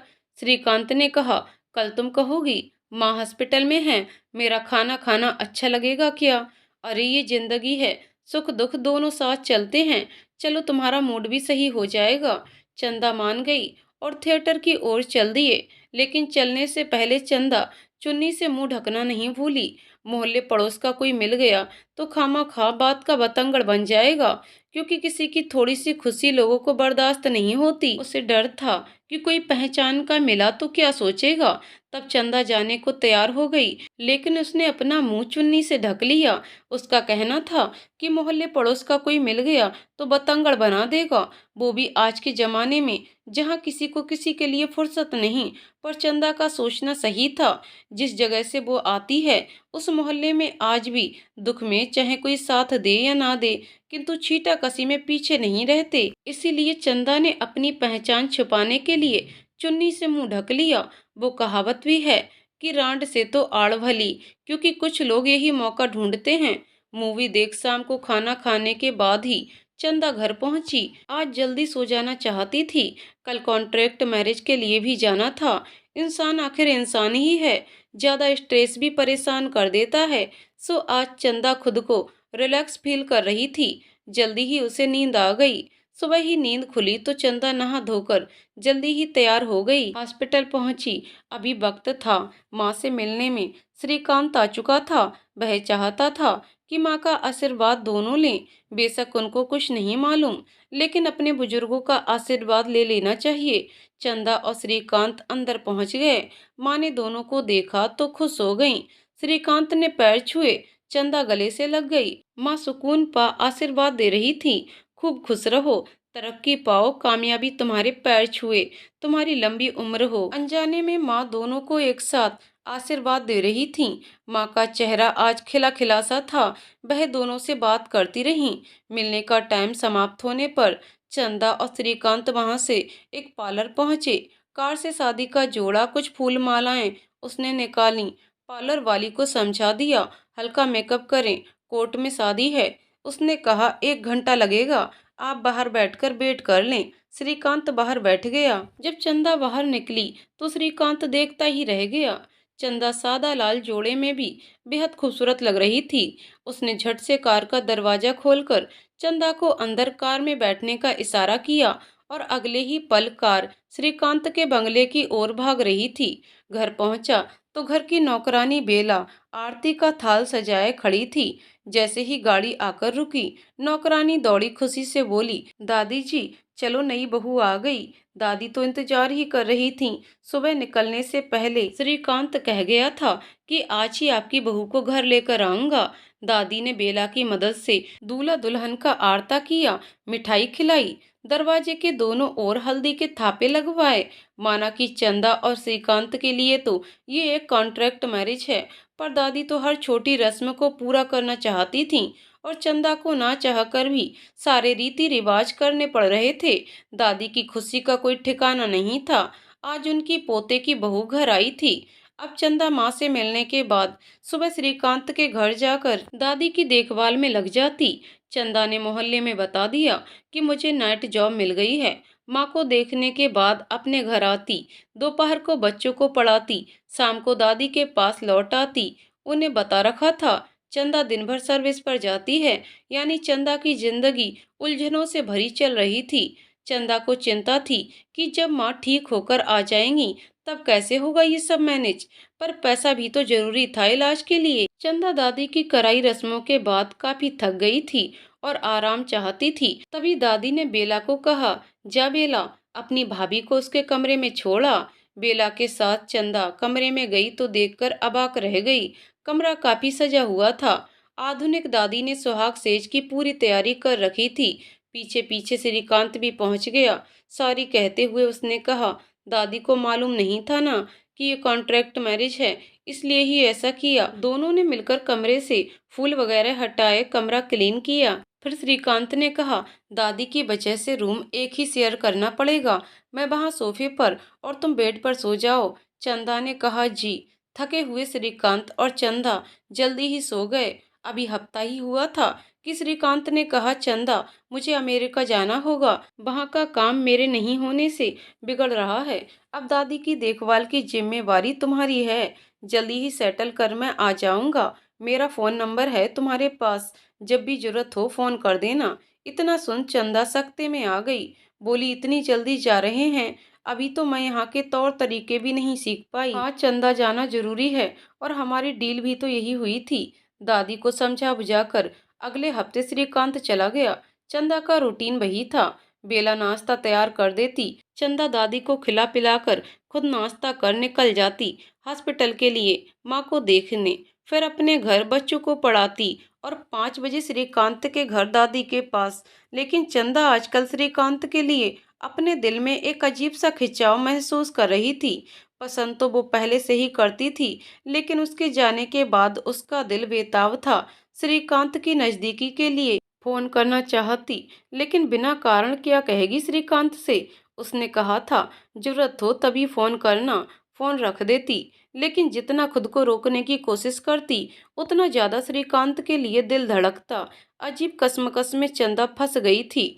इसी के चलते एक परेशानी ने और घेर लिया चंदा को। डॉक्टरों ने जल्दी से जल्दी ऑपरेशन की बोल दिया। वैसे पैसे तो श्रीकांत ने पहले ही उसकी बैंक में डाल दिए थे, पर श्रीकांत के जाने के बाद मोरल सपोर्ट किसी का नहीं था। श्रीकांत से चंदा को दिल से मजबूती मिलती थी। चंदा की मां के ऑपरेशन वाले दिन श्रीकांत का फोन आया। कहा, Chanda, you are a brave girl, सब ठीक होगा। चंदा को श्रीकांत के सपोर्ट के दो बोल हिम्मत दे गए। माँ का ऑपरेशन हुआ और चंदा बेचैन घूमती रही। ऑपरेशन तो सफल हुआ, लेकिन डॉक्टर खुश नहीं लगे। चंदा ने पूछा तो बोले कि ये ट्यूमर तो निकाल दिया, लेकिन खतरा अभी टला नहीं, क्योंकि ट्यूमर की जड़ें पेट में फैल गई हैं और वह जल्दी ही फिर सक्रिय हो जाएंगी। और ऐसा ही हुआ। अस्पताल में ऑब्जर्वेशन के लिए रखी गई चंदा की मां को 8वें दिन ही पेट में जानलेवा दर्द दोबारा चालू हो गया। कहाँ असली बात जाने बिन माँ घर जाने की खुशी मना रही थी। चंदा से कल ही बोली थी, चंदा, ऑपरेशन हुए 8 दिन हो गए, अब तो छुट्टी मिल जाएगी। चंदा ने अनमना सा जवाब दिया, हाँ माँ, देखो डॉक्टर क्या कहते हैं। डॉक्टर्स ने घर ले जाने को सख्ती से मना कर दिया। कहा, आप मरीज को दर्द के वक्त अकेले नहीं संभाल पाओगी। अभी 1 महीना हो गया था चंदा की माँ के ऑपरेशन को कि एक रात चंदा को मनहूस खबर हॉस्पिटल से मिली कि माँ नहीं रही। चंदा ने फोन पर ये सूचना रो रो कर श्रीकांत को दी। उसने चंदा को सांत्वना देते हुए कहा, मैं जल्दी से जल्दी आता हूँ, और अपने कहे अनुसार दूसरे दिन ही आ गया। चंदा ने श्रीकांत के आ जाने तक माँ को हॉस्पिटल में ही रखने की रिक्वेस्ट की, जो डॉक्टर्स ने मान ली। उसके हालात देखकर दादी को श्रीकांत ने बता दिया कि चंदा की माँ नहीं रही तो चंदा कुछ दिन अपने घर रहेगी। बेला इतने आपका ध्यान रखेगी, मैं भी आ रहा हूँ। चंदा मायूस उदास हॉस्पिटल की बेंच पर बैठ सुबकती जा रही थी। उसे बिल्कुल उम्मीद नहीं थी कि माँ यूं ही इतनी जल्दी माँ उसे छोड़कर चली जाएगी। श्रीकांत को देखकर उसके सीने से लगकर चंदा की रुलाई फूट पड़ी। श्रीकांत ने सर पर हाथ रखकर चंदा से कहा, जिसकी जितनी सांसें उस ईश्वर से मिली हैं, वह उतना ही जिएगा। और फिर माँ यहाँ कितना दर्द से तड़प रही थी, उनको तो दर्द से छुटकारा हुआ है। श्रीकांत, माँ के लिए मैंने क्या नहीं किया और माँ छोड़कर चली गई। श्रीकांत ने कहा, संसार का नियम यही है, चंदा जो आया है वो एक दिन जाएगा जरूर। समझा बुझाकर श्रीकांत माँ की बॉडी को घर ले गया। चंदा के घर मोहल्ले पड़ोस के सभी लोगों का जमावड़ा हो गया था। सभी चंदा की माँ के अंतिम दर्शन के लिए उतावले हो रहे थे। मान्यता है कि अंतिम सफर पर जाती आत्मा की यात्रा के दर्शन करना शुभ होता है। श्रीकांत को आगे आगे काम करते देख लोगों में कानाफूसी शुरू हो गई थी। सभी जानना चाहते थे कि ये आखिर कौन है, पर माहौल देख शांत थे। अंत्येष्टि चंदा ने अपनी माँ को मुखाग्नि देकर की। चंदा के दुख में सभी दुखी लग रहे थे। शाम होते होते बाकी क्रियाकलाप करते ये बात कि श्रीकांत कौन है कि चर्चा भी जोर पकड़ती गई। चंदा ने जवाब देते हुए कहा, श्रीकांत मेरे दूर के रिश्तेदार हैं, अपनी बीमार दादी को लेकर हॉस्पिटल आए थे। वहीं उनकी मुलाकात हमसे हो गई। माँ को भी हॉस्पिटल देखने कई बार आए थे, तो माँ ने ही कहा था कि चंदा अकेली है, उसका ख्याल रखना। तभी से ये माँ की बात मान सब कुछ कर रहे हैं। रात गहराई थी। सभी मोहल्ले पड़ोसी अपने अपने घर चले गए थे। चंदा और श्रीकांत अकेले रह गए थे। पड़ोस वाली भाभी खाना रख गई थी। श्रीकांत चंदा को खिलाने लगा तो चंदा ने मना किया, भूख नहीं है। एक आध कौर मुंह में लिया, फिर लेकिन चंदा की रुलाई फूट पड़ी और वह श्रीकांत के कंधे पर सर रखकर रोने लगी। किसी तरह चंदा को समझा बुझाकर चंदा को सुलाया। तीसरे दिन फूल चुगने की रस्म चंदा और श्रीकांत ने की। वह फूल बहाने गंगा जी चले गए। वहां से लौटकर चंदा बहुत रोई। आज तो माँ के अवशेष भी धरती पर नहीं रहे, मैं बिना माँ के कैसे रहूंगी, वो श्रीकांत से बार बार पूछती। श्रीकांत उसे गले से लगाकर सांत्वना देता रहा। चंदा मजबूत पेड़ का सहारा पा किसी लता की तरह लिपट गई। इन्हीं कमजोर छड़ों में दो बदन एक दूसरे से लिपटे कब सारी सीमाएं लांघ गए, होश ही नहीं रहा। इसके बाद श्रीकांत फिर अमेरिका चला गया। चंदा दादी की देखभाल में लग गई। बस वह दोपहर में अपने घर आती, शाम को फिर दादी के पास चली जाती। रातें चंदा की श्रीकांत की यादों में कटती। सोचती, अब की बार श्रीकांत आएगा तो बता दूंगी उसे कि मैं उससे बहुत प्यार करने लगी हूँ। अभी श्रीकांत को गए 2 महीने हो गए थे कि चंदा को अपने अंदर कुछ सुगबुगाहट महसूस होने लगी। उसने प्रेगनेंसी टेस्ट किया तो वह पॉजिटिव था। उसका मन किया कि अभी फोन उठाकर श्रीकांत को बता दे, किंतु कुछ सोचकर रुक गई। चंदा की मुसीबतें रुकने का नाम ही नहीं ले रही थीं कि एक रात दादी को फिर से हार्ट अटैक पड़ा। किसी तरह बेला को साथ ले दादी को हॉस्पिटल पहुंचा दिया। श्रीकांत को फोन से सूचित किया। श्रीकांत ने फौरन पहुंचता हूं कहकर फोन काट दिया। चंदा ने सोचा कि अब श्रीकांत आएगा तो ये राजू से बता दूंगी। चंदा और बेला सारी रात हॉस्पिटल में ही रुकी। दादी के पास जाने की तो इजाजत ही नहीं थी, पर वह बाहर रिसेप्शन पर ही बैठी रहीं। श्रीकांत की बात डॉक्टर से हो गई थी। श्रीकांत एयरपोर्ट से सीधा हॉस्पिटल पहुंचा। चंदा वहीं थी। बेला को चंदा ने घर भेज दिया था। चंदा श्रीकांत को देखते ही उसके गले लगकर रोने लगी, तो सांत्वना देते हुए श्रीकांत ने कहा, चिंता मत करो, अब मैं आ गया हूँ, सब संभाल लूंगा। कब कैसे हुआ, श्रीकांत ने पूछा। तो चंदा ने बताया, रात के 10 बजे जब मैं दादी के पास ही थी, तब तक तो वो बिल्कुल ठीक थी। मैं खुद उन्हें सुलाकर आई थी। रात को बेला वहीं सोती है। दादी के पास कभी किसी चीज की जरूरत हो। उस रात दादी बेला को उठाकर बोली, बड़ी घबराहट हो रही है, अपनी भाभी को बुला ला। जैसे ही मैं गई, उन्हें देखते ही मुझे लगा जितनी जल्दी हो सके दादी को हॉस्पिटल ले जाना चाहिए। श्रीकांत ने कहा, चंदा तुम बहुत बहादुर हो, अच्छा किया जो समय से दादी को हॉस्पिटल पहुंचा दिया। श्रीकांत दादी से मिलने इमरजेंसी में गया तो दादी का हालत ठीक नहीं थी, वो वेंटिलेटर पर थीं। श्रीकांत ने दादी का हाथ पकड़कर आवाज दी, दादी दादी मैं आ गया। आवाज सुन उन्होंने आंख खोली। देखा श्रीकांत को फिर आंख बंद कर ली और श्रीकांत के हाथ से दादी का हाथ छूट गया। श्रीकांत ने डॉक्टर को बुलाया तो डॉक्टर ने देखा और नो मोर कहा।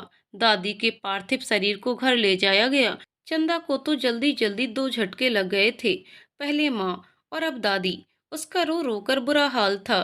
सारी रात पार्थिव शरीर को लेकर बैठे रहे। हिंदू धर्म में कहीं कहीं दिन छिपने के बाद अंत्येष्टि नहीं की जाती।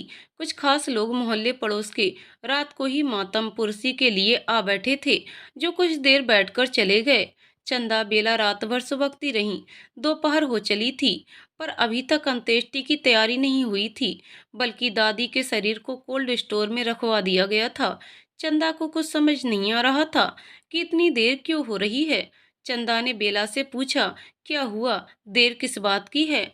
बेला ने कहा, सुनाई तो ऐसा पड़ा है कि कोई आने वाला है, उसी का इंतजार हो रहा है। बेला सोचने लगी, ऐसा कौन आने वाला है जिसका इंतजार हो रहा है? शाम होने में कुछ देर ही बची है। तैयारियां शुरू कर दी गईं। तभी एक कैब गेट के पास आकर रुकी। चंदा ने देखा कि एक गोरी मैम उतरी है उसमें से, और आगे आगे दो छोटी लड़कियां डैड डैड करती हुई भागती हुई श्रीकांत से लिपट गईं। चंदा ये सब आश्चर्य से देख रही थी। तो ये बच्चियां श्रीकांत की हैं। पहले से शादीशुदा था श्रीकांत। चंदा ने मन ही मन कहा, कभी जिक्र तो नहीं किया था श्रीकांत ने। तभी वो अंग्रेजन लड़की श्रीकांत के पास आकर बोली, हाय हनी। चंदा और न देख सकी। उसकी तबीयत बिगड़ने लगी थी। वह अपने कमरे में चली गई। थोड़ी देर बाद बेला आई और बोली, भाभी, ये कमरा वो गोरी मैम और उनके बच्चों के लिए तैयार करना है। आप दूसरे बेडरूम में चले जाओ। चंदा ने कहा, तुझे किसने कहा? तो बेला सिर झुकाकर बोली, ऐसा साहब ने कहा है। चंदा समझ चुकी थी कि अब यहाँ उसकी ना कोई जरूरत है और ना ही जगह है, क्योंकि कॉन्ट्रैक्ट दादी के स्वर्गवास तक का ही था। दादी के जाते ही कॉन्ट्रैक्ट खत्म हो गया। चंदा उठकर दूसरे कमरे में चली गई और श्रीकांत को अब कुछ भी बताना बेमानी था। अंत्येष्टि के बाद चंदा ने घर जाने की इजाजत मांगी श्रीकांत से। श्रीकांत ने अपनी वाइफ से चंदा को दोस्त कहकर मिलवाया। कहा, ठीक है, मैं घर आकर मिलता हूँ, क्योंकि श्रीकांत नहीं चाहता था कि उसकी वाइफ और चंदा एक छत के नीचे रहें। चंदा अपने घर चली गई। बेला को चंदा का यूं जाना बिल्कुल अच्छा नहीं लग रहा था। उसको भी समझ आ गया था क्या हो रहा है। उसका मन कर रहा था गोरी मैम को सब बता दूं, पर उसे इंग्लिश नहीं आती थी और गोरी मैम को हिंदी नहीं आती थी। चंदा ने जब श्रीकांत से घर जाने की बात की तो उसने रोका नहीं, बल्कि कहा, मैं मिलता हूँ तुमसे। अपनी रुलाई रोककर किसी तरह चंदा कैब से अपने घर पहुंची। घर जाकर अपने बिस्तर पर फूट फूट कर रोने लगी। कोई नहीं था उसके आंसू पोंछने वाला। जब रो रो कर थक गई तो खुद ही चुप हो गई। उसे श्रीकांत के ऐसे व्यवहार की उम्मीद नहीं थी। चंदा के दिल को बहुत ठेस लगी थी। श्रीकांत के रूखे व्यवहार से वो सोच रही थी, अगर कोई जानवर भी पालता है तो भी उसे उससे प्यार हो जाता है। माना कि कॉन्ट्रैक्ट मैरिज थी, शर्तों में बंधी थी, लेकिन इतनी बेरुखी एक बार रोका तक नहीं। अपनी बीबी से भी गैरों की तरह मिलवाया। सारी बातें एक के बाद एक चंदा को याद आ रही थीं। जो रूम दादी के सामने उसे दिया गया था, पत्नी आते ही उससे छीन लिया गया। ऐसा निष्ठुर तो लगता नहीं था श्रीकांत। चंदा सोच रही थी, अब नहीं बताएगी अपनी प्रेगनेंसी की बात श्रीकांत को, कोई फायदा नहीं है। वो कॉन्ट्रैक्ट मैरिज के पेपर दिखाकर कहेगा, पेज 5 पर देखो क्या लिखा है। दोनों की मर्जी से अगर फिजिकल रिलेशन हुआ तो हो सकता है, किंतु एक दूसरे की गैर मर्जी से नहीं। हाँ, अगर मैं कोर्ट में अपील करूंगी तो बच्चे का खर्चे वगैरह के पैसे देने को राजी हो जाएगा। पर मैं तो श्रीकांत को प्यार करने लगी थी। मैं बच्चे के बारे में श्रीकांत से जिक्र नहीं करूंगी। जो होगा मैं खुद सहन करूंगी। अब सब खत्म हो गया। चंदा सुबह उठी तो मोटी मोटी आंखें सूज गई थीं। उसने सोचा शायद श्रीकांत का फोन आएगा, किंतु शाम के 3 बज गए, परंतु श्रीकांत का कॉल नहीं आया। चंदा को बहुत बेचैनी महसूस हो रही थी। इतना कमजोर खुद को उसने कभी नहीं पाया था। उसकी माँ की मौत से भी इतना नहीं टूटी थी, क्योंकि श्रीकांत ने सहारा दिया था। पर अब तो इस भरी दुनिया में बिल्कुल अकेली रह गई। श्रीकांत ने दादी की मौत के बाद मुझे दूध में मक्खी की तरह निकाल कर फेंक दिया था। आंसू थे कि रुकने का नाम ही नहीं ले रहे थे। चंदा सोच रही थी, जिस माँ के लिए पैसों की जरूरत थी वह भी नहीं बची। अब मोहल्ले पड़ोस को क्या जवाब दूंगी? कुछ ही दिन में सबको पता चल जाएगा कि मैं माँ बनने वाली हूँ। मुझे अपनी भावनाओं पर उस क्षण काबू रखना चाहिए था। मुझसे बहुत बड़ी गलती हो गई है। पर वो कहावत है ना, जब चिड़िया चुन गई खेत, तो अब क्या रोना। ये समाज तो मेरा जीवन दूभर कर देगा। जितना सोचती उतनी ही कशमकश में उलझती जाती। सुबह से चंदा ने कुछ नहीं खाया था। तभी पड़ोस की भाभी ने दरवाजा खटखटाया। कौन है कहकर उसने दरवाजा खोल दिया। चंदा को देखते ही भाभी बोली, क्या हाल बना रखा है ननद रानी, क्या हुआ। कुछ नहीं कहकर चंदा ने मुस्कुराना चाहा, पर नाकाम रही। आगे बढ़कर भाभी के गले लग सुबकने लगी, तो भाभी ने कहा, माँ की याद आ रही है। माँ का नाम सुनकर चंदा भाभी के गले लग बहुत रोई। बोली, भाभी, माँ के जाने के बाद बिल्कुल अकेली हो गई हूँ। वे चुप करते हुए बोली, पगली, एक ना एक दिन तो जाना ही होता है सबको, और हम हैं ना तेरे लिए। चल मुंह हाथ धोआ, मैं तेरे लिए खाना लाई हूँ, खा ले, और ना नुकुर मत कर। भाभी ने चंदा को खाना खिलाया और बोली, मैं चलती हूँ चंदा, शाम को मिलती हूँ। भाभी चली गईं। चंदा अपने बिस्तर पर लेट गई। 2-3 रात की जगी चंदा को नींद आ गई। न जाने कितनी देर तक सोती रही चंदा। फोन की घंटी के लगातार बजने से उसकी नींद टूटी तो श्रीकांत का नाम फोन पर डिस्प्ले हो रहा था। चंदा का मन किया फोन बंद कर दे बिना बात किए, पर उसने उठा लिया। हेलो, श्रीकांत ने कहा, चंदा घर आओ, कुछ जरूरी बात करना है। चंदा तल्खी से बोली। दादी की सांसें थम गईं। हमारा कॉन्ट्रैक्ट खत्म हो गया, अब क्या बात करनी है। श्रीकांत ने कहा, हाँ वो तो खत्म हो गया, लेकिन कुछ बातें अभी बाकी हैं जो करना जरूरी है। चंदा ने कहा, ठीक है, आती हूँ, कहकर फोन रख दिया। चंदा का दिमाग कह रहा था, अब क्यों जा रही है, सब कुछ तो खत्म हो चुका है। किंतु दिल श्रीकांत की ओर खिंचा जा रहा था। आखिर दिल की जीत हुई और चंदा श्रीकांत के घर पहुंच गई। बैल बजाई तो बेला ने गेट खोला और चंदा को देखकर खुश होती हुई बोली, भाभी आप। वो विदेशन तो गई बच्चों को लेकर। चंदा ने कहा, बड़ी जल्दी चली गई। बेला बोली, हाँ भैया बाद में जाएंगे। उसे कुछ जल्दी थी, बच्चों की दादी के दर्शनों की जिद की वजह से आई थी। उसको यहाँ का खाना पानी नहीं जमता, कल से परेशान थी। तभी श्रीकांत बाहर आ गया और बेला चुप हो गई। उसने बेला को कहा, जाओ चाय बनाकर ले आओ। बेला ने कहा, जी भैया। श्रीकांत ने कहा, अब बुत बनी यहीं खड़ी रहोगी कि अंदर भी चलोगी। श्रीकांत के पीछे पीछे चंदा ड्राइंग रूम में आ गई। श्रीकांत ने बैठने का इशारा किया और गंभीर स्वर में बोला, चंदा मैं जानता हूँ कि तुम जूली और बच्चों को देखकर शॉक्ड हो गई थी कि मैंने तुम्हें पहले क्यों नहीं बताया ये सब। तो मैं कहूँगा कि मैं बताना तो चाहता था, लेकिन दादी बिल्कुल नहीं चाहती थी कि मैं किसी गोरी मैम से शादी करूं।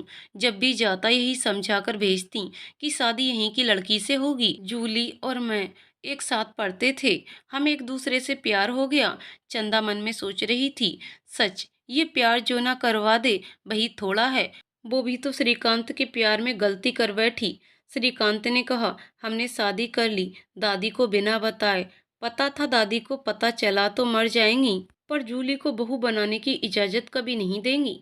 लेकिन दादाजी को मालूम था, वे खामोश रहे। फिर मैंने सोचा तुम्हें बता दूं, पर यह सोचकर रुक गया कि कहीं तुम्हारे मुंह से गलती से भी निकल गया तो दादी दिल पर ले लेंगी। बाकी मैंने सब कॉन्ट्रैक्ट के हिसाब से ईमानदारी से किया। 5 लाख रुपए तुम्हारे बैंक में समय से ही डलवा दिए। तुम्हारा बाकी सब खर्चा भी मैंने पे किया। तुम्हारी परेशानी में तुम्हारे साथ खड़ा रहा। हाँ, वो उस रात तुम्हारी भी सहमति थी। अब चंदा मैं यहाँ रुका हूँ, इस प्रॉपर्टी को बेचकर हमेशा के लिए अमेरिका चला जाऊंगा, और मैं चाहता हूँ कि मैं तुम्हारा खर्चा अभी भी अमेरिका से भेजता रहूं। चंदा ने कहा, क्यों, हमारे बीच अब सब खत्म हो गया। श्रीकांत ने कहा, तुम आजाद हो गई, आगे किसी भी अच्छे लड़के से शादी कर घर बसा लेना, वो मेरा निजी मामला है। चंदा ने कहा, आपको अब मुझ पर तरस खाने की जरूरत नहीं है, अपने खर्चे के लिए खुद कमा सकती हूँ, मुझे किसी की खैरात नहीं चाहिए। तुमने पैसे दिए, मैंने जब तक तुम्हारी दादी जिंदा रही उनकी दिल से सेवा की। हमारा हिसाब किताब दादी के जाते ही पूरा हो गया। आप तसल्ली से जाएं, ये भूलकर कि कोई चंदा मिली थी। श्रीकांत समझ नहीं पा रहा था कि चंदा इस लहजे में उससे बात कर रही है। बेला चाय ले आई। चंदा ने कहा, बेला मेरा बैग ले आओ कमरे से। बेला बैग ले आई और चंदा बिना चाय पिए ही वहां से एक झटके में निकल गई। श्रीकांत कहता रह गया, चाय तो पीकर जाओ। क्या हुआ चंदा, क्या हुआ चंदा? चंदा बिना कोई जवाब दिए वहां से जा चुकी थी। चंदा के जाने के बाद श्रीकांत ने चंदा से मिलने की या फोन पर बात करने की काफी कोशिश की, पर सब बेकार गई। चंदा फिर श्रीकांत से नहीं मिली। श्रीकांत घर भी गया, पर वो वहां भी नहीं मिली। हार थककर श्रीकांत अपनी प्रॉपर्टी बेच अमेरिका अपनी बीवी बच्चों के पास लौट गया। श्रीकांत की भलाई चंदा को इसी में लगी कि वो श्रीकांत से दूर रहे अपने परिवार के साथ, क्योंकि चंदा श्रीकांत से भी इंतहा प्यार करने लगी थी। श्रीकांत की लाइफ में उसको अपनी कोई जगह नहीं दिखी। उसने निश्चय कर लिया था कि वह श्रीकांत की निशानी, जो बच्चे के रूप में उसके पास रह गई थी, उसके साथ ही जीवन बिता देगी। पर सब कुछ इतना आसान नहीं था चंदा के लिए। पर चंदा ने भी हार ना मानकर सामना करने का निर्णय लिया। उसे पता था 2 या 3 महीने बाद ही मोहल्ले में पता चल ही जाएगा उसकी प्रेगनेंसी की। तब सबकी सवालिया निगाहें उसी की ओर उठने लगेंगी। तो इस सब से बचने के लिए वो उपाय खोज ही रही थी कि चंदा को याद आया, जब श्रीकांत तो उसकी कॉन्ट्रैक्ट मैरिज हुई थी, तब फूलों की माला पहनाते श्रीकांत के दोस्त जो गवाह बना था, उसने उनकी एक तस्वीर ले ली थी, जिसे श्रीकांत ने डिलीट करवा दिया था। लेकिन उससे पहले उसने चंदा को शेयर कर दी थी, और चंदा भी भूल गई। पर आज उसे याद आई तो चंदा उस तस्वीर को अपने फोन में बेसब्री से ढूंढ रही थी। आखिर उसे मिल ही गई, जिसे उसने फ्रेम करवा लिया और सामने ही दीवार पर टांग दिया। एक दिन पड़ोस वाली भाभी घर आई और उस तस्वीर को देखकर चौंक गईं। बोली, ननद रानी, ये क्या है? किससे नैन मटक्का चल रहा है? अभी तो माँ को मरे साल भर भी नहीं हुआ। चंदा बोली, भाभी वो श्रीकांत है, मेरे पति। आपने देखा था, अम्मा की अंत्येष्टि में बढ़ चढ़कर काम कर रहे थे। भाभी बोली, हाँ वो तो देखा था, पर शादी कब हुई तुम्हारी उसके साथ? चंदा आंखों में आंसू भरकर बोली, अम्मा के सामने ही। अम्मा की मर्जी से मंदिर में हुई थी। माँ चाहती थी कि अगर उन्हें कुछ हो जाए तो कोई तो उनकी चंदा को संभालने वाला हो। भाभी का दिल पसीज गया। भाभी ने कहा, अच्छा रो मत चंदा, अब बता कहाँ है श्रीकांत? तो चंदा ने कहा कि वो तो विदेश में नौकरी करते हैं, सो वहीं चले गए हैं। भाभी बोली, फिर तुझे यहाँ काहे छोड़ गया, साथ क्यों नहीं ले गया? भाभी की पुलिसिया जांच पड़ताल शुरू हो गई तो चंदा ने बताया कि मैं श्रीकांत के बच्चे की मां बनने वाली हूं और ऐसी हालत में प्लेन में नहीं जा सकती। सो श्रीकांत ने कहा, बच्चा हो जाएगा तब ले जाएगा अपने साथ। भाभी की आश्चर्य से आंखें फैल गईं। क्या कह रही है तू? हाँ भाभी, वह कह रहा था कि तुम्हारे पड़ोसी बड़े अच्छे हैं, तुम्हें कोई परेशानी नहीं होने देंगे। बस भाभी तो तारीफ सुन फूली नहीं समाई। बोली, तू चिंता मत कर, मैं सब संभाल लूंगी। चंदा समझ गई, अब ये खबर पूरे मोहल्ले में जल्दी ही फैल जाएगी। भाभी तफसील से सब बता देंगी। चंदा को जहमत नहीं उठानी पड़ेगी। और वही हुआ। चंदा सबकी सहानुभूति का पात्र हो गई। चंदा की समझदारी से वो रुसवा होने से बच गई। लेकिन इस दिल का क्या करे जो श्रीकांत के लिए धड़कता था, बेचैन रहता था। चंदा का न खाने का दिल करता, न किसी और काम में दिल लगता। ट्यूशन भी पढ़ाना छोड़ दिए थे उसने। बैंक में माँ के ऑपरेशन से बचे पैसे थे, जिनसे चंदा का खर्चा चल रहा था। मोहल्ले पड़ोस की औरतें चंदा का ख्याल रखती, नसीहतें देती, ये ना खाओ वो खाओ, बच्चे के लिए अच्छी है। पर चंदा को तो इश्क की बीमारी लग चुकी थी, जो घुन की तरह खोखला किए जा रही थी। समय गुजरता गया और चंदा अपने दिल से हार चुकी थी। लेबर पेन से तड़पती चंदा को भाभी और दो औरतें हॉस्पिटल ले गईं। उसे फौरन एडमिट कर लिया गया, लेकिन डॉक्टरों के अनुसार चंदा बहुत वीक थी और डॉक्टर किसी एक को ही बचा सकते थे, बेबी या माँ। तो चंदा ने डूबती आवाज में कहा, डॉक्टर साहब जल्दी पेपर लाइए, मैं चाहती हूँ कि मेरे बच्चे को बचाया जाए। और एक फोन नंबर लिखते हुए कहा, इस पर कॉल करके इन्हें बुला लिया जाए। कहिए चंदा आखिरी वक्त पर एक बार श्रीकांत से मिलना चाहती है। डॉक्टर ने फोन लगाया। उधर से आवाज आई, हेलो। डॉक्टर ने कहा, I talk to Srikanth. Srikanth ने कहा, yes I am Srikanth. Doctor ने सारी इमरजेंसी बताई, किंतु चंदा के कहने पर बेबी की बात नहीं बताई। बेबी बॉय को जन्म दिया था चंदा ने, जिसकी सूरत देखने हाल हो गई चंदा। दूसरे दिन शाम तक श्रीकांत आ चुका था। वह चंदा से जल्द मिलना चाहता था। डॉक्टर उसे चंदा के कमरे तक ले गए। चंदा आंखें बंद किए सोच रही थी, इंतजार तो मौत और श्रीकांत दोनों का है। अब ये नहीं पता पहले मुलाकात किससे होगी। तभी कानों में एक आवाज सुनाई दी, चंदा मैं आ गया श्रीकांत। आंखें खोलो चंदा प्लीज। चंदा ने आवाज सुनी। इसी आवाज का तो इंतजार था। चंदा को दुनिया से रुखसत होने से पहले आंखें खोली तो श्रीकांत को देखकर बोली, मेरे पास समय नहीं है। श्रीकांत ने कहा, मैं आ गया हूँ, सब ठीक हो जाएगा। चंदा बोली, अब तो सब ठीक हो गया श्रीकांत। डॉक्टर बॉय बेबी को लेकर आए। चंदा ने कहा, ज्यादा कुछ नहीं कह पाऊंगी। ये बच्चा मेरे प्रेम की निशानी है, जो मैंने तुमसे बेइंतहा किया था। बताना चाहती थी तुम्हें, जब दादी के स्वर्गवास पर आए थे, लेकिन तुम्हारे परिवार को देखकर नहीं बताया। मैं तुम्हारे परिवार को नहीं टूटने देना चाहती थी, अपने स्वार्थवश। लेकिन अब इसकी परवरिश नहीं कर पाऊंगी, इसलिए तुम्हारी अमानत तुम्हें सौंप रही हूँ। श्रीकांत ने चंदा का सर अपनी गोद में ले लिया और कहा, इतना बड़ा सच तुमने बताया क्यों नहीं? अकेली सहती रही। अब तुम्हें कुछ नहीं होने दूंगा। बच्चे के साथ उसकी माँ भी मेरे साथ अमेरिका जाएगी। चंदा ने कहा, अब बहुत देर हो गई श्रीकांत। चंदा के प्राण पखेरु उड़ चुके थे किसी और अनंत यात्रा के लिए। चंदा के पार्थिव शरीर से लिपट श्रीकांत रोता रह गया। भाभी और सभी ये देख सकते में आ गई। श्रीकांत को पहचान लिया उन्होंने। कहा, चलो बच्चे का बाप समय से आ गया। ये सुन श्रीकांत सोच रहा था, कैसे पता है सबको। चंदा का पार्थिव शरीर को घर ले जाया गया। चंदा के घर पहुंच श्रीकांत ने अपनी और चंदा की कॉन्ट्रैक्ट मैरिज वाली फोटो लगी देख सारा माजरा समझ आ गया। श्रीकांत ने भाभी को एक और ले जाकर कहा, भाभी, चंदा को विदाई के लिए सुहागन की तरह सजा दो। चंदा की विदाई उस मोहल्ले से ससम्मान हुई। सभी के दिल में हमेशा के लिए एक थी चंदा बनकर रह गई। इस तरह ये अनोखी एक तरफा प्रेम कहानी का अंत हुआ। तो दोस्तों, कहानी यहीं पर समाप्त होती है। तो दोस्तों, आपको कहानी कैसी लगी कमेंट करके जरूर बताइएगा। कहानी पसंद आई हो तो वीडियो को लाइक शेयर करें और चैनल को सब्सक्राइब करें। कहानी को पूरा सुनने के लिए बहुत बहुत धन्यवाद दोस्तों।